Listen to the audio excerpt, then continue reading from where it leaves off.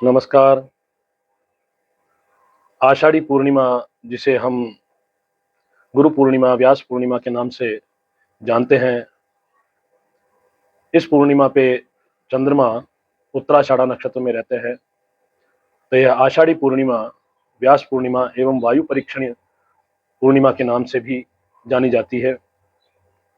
इस पूर्णिमा के दिन गुरुदेव का पूजन अर्चन विशेष रूप से करना चाहिए, व्यास जी का पूजन करना चाहिए। नारायणं नमस्कृत्य नरं चैव नरोत्तमं देवीं सरस्वतीं व्यासं ततो जय मुदीरयेत्। व्यास जी महाराज का स्थान यहाँ पे बताया गया है, बद्रीनाथ जी के ऊपर व्यास गुफा के पास में।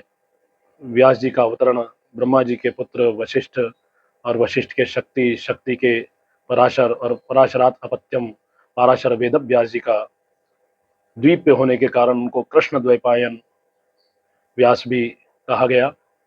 सत्यवती पुत्र व्यास जी ने वेदों का विस्तार किया और वेदों का विस्तार करके और उन्होंने ऋग्वेद पैल नाम के शिष्य को दिया, यजुर्वेद वैशंपायन नाम के शिष्य को दिया, सामवेद जैमिनी नाम के शिष्य को दिया और अथर्ववेद सुमंतु नाम के मुनि को दिया।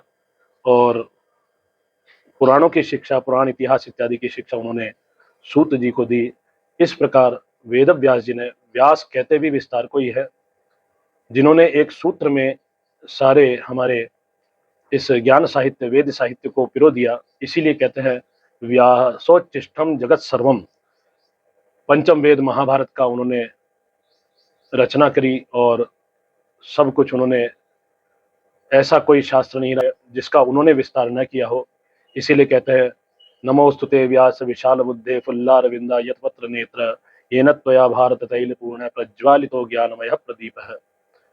हमारे अध्यात्म दीप को प्रज्वलित करने वाले गुरुदेव, व्यास रूपी गुरुदेव, उन सब की हमें पूजन अर्चन करनी चाहिए।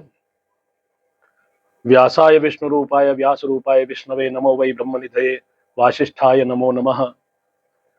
भगवान वेद व्यास जी को प्रणाम। उस दिन वायु परीक्षण भी किया जाता है। ज्योतिर्विद श्रावण और भाद्रपद में कैसी वर्षा रहेगी, इस बात का पूर्वानुमान, भविष्यवाणी करते हैं। ऐसा कहते हैं कि ईशान कोण से चलने वाली, बहने वाली वायु, पूर्व से, उत्तर से इत्यादि से बहने वाली वायु बहुत अच्छी शस्य की संकेत करती है, बहुत अच्छे फसल की संकेत करती है। आषाढ़्याम पौर्णमास्याम तु यद ईशानो अनिलो भवेत अस्तम गच्छति तीक्ष्णांशौ सस्य संपत्ति उत्तमः। सस्य संपत्ति इत्यादि उत्तम होती है आषाढ़ी पूर्णिमा। वैसे तो पूर्व में ही कई संकेत लिए जाते हैं और फिर इस दिन, आषाढ़ी पूर्णिमा के दिन, यह सब परीक्षण करके एक ध्वजा के द्वारा देखा जाता है कि किस दिशा की हवा बह रही है। उसी प्रकार पूर्वानुमान इस वर्षा का इन 2 महीनों में, श्रावण भाद्रपद में कैसी होगी यह किया जाता है। इस वर्ष कैसी वर्षा रहेगी यह बताया जाता है। व्यास पूर्णिमा की, गुरु पूर्णिमा की सभी को मंगल कामनाएं, शुभकामनाएं। जय श्री